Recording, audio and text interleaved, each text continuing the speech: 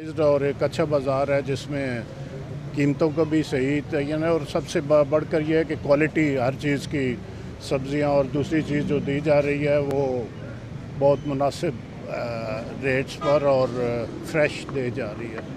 और उसके साथ ये जो काउंटर चेक रखे हुए हैं ये इनका वेट्स एंड मेजर्स का, उस पर किसी आदमी को शिकायत हो तो वो चेक भी हो जाता है।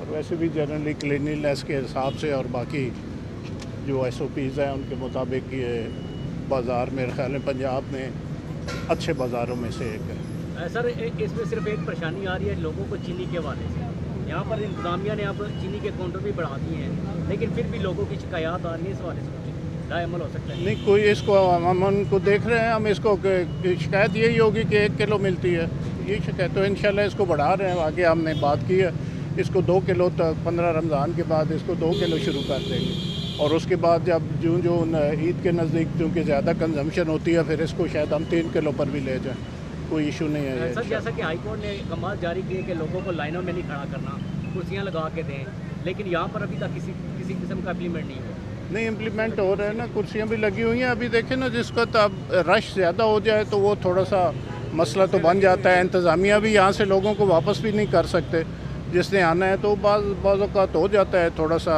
लोगों की सहूलत देखनी पड़ती है, उनको भगाना भी तो नहीं आना, वो हो जाता है उसको।